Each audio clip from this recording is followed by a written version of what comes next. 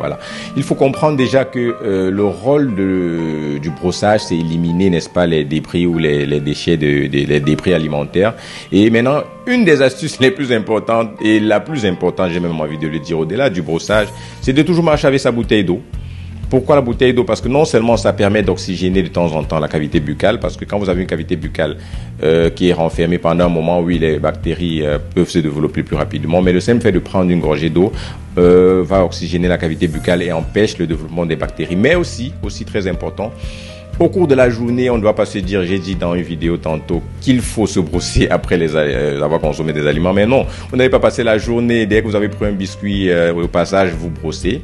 Mais avec une bouteille d'eau, ça facilite la tâche. Donc l'astuce déjà, c'est marcher toujours avec sa bouteille d'eau. Une fois qu'on a consommé un aliment, un biscuit, un peu d'arachide par là, prendre un rinçage instantané parce que les débris alimentaires sont beaucoup plus adhésifs quand la fermentation ou quand le processus de fermentation se met en place. Mais si instantanément que vous avez consommé un biscuit, une graine d'arachide, vous rincez instantanément à de l'eau de façon polie et vous crachez ça quelque part, bien entendu, avec les règles.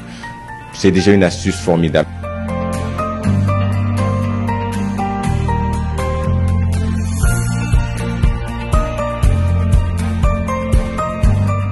Maintenant, autre astuce, il faudrait déjà savoir la qualité du matériel de brossage aussi importe. Déjà, allons-y avec la pâte dentifrice. Le fluor, il y a des pâtes dentifrice fluorées et des non fluorées. Mais il faut comprendre que le fluor a un apport considérable pour la protection du tissu dentaire.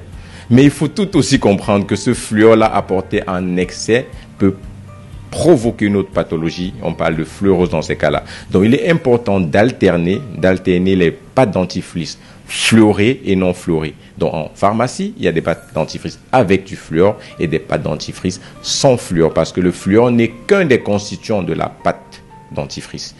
Un des constituants qui renforce le tissu de l'émail, mais il y a aussi des constituants qui sont là pour le lessivage, qui sont là pour l'éclat, et voilà.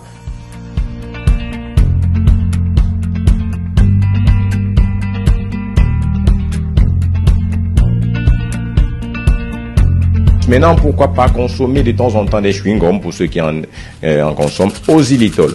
Au lieu de prendre des chewing-gums au sucre brut ou au sucre transformé, il y a des chewing-gums au xylitol. Le xylitol, malgré qu'il ait une potentialité de sucre, a un constituant protecteur aussi pour le développement, du moins qui empêche le développement de la carie dentaire.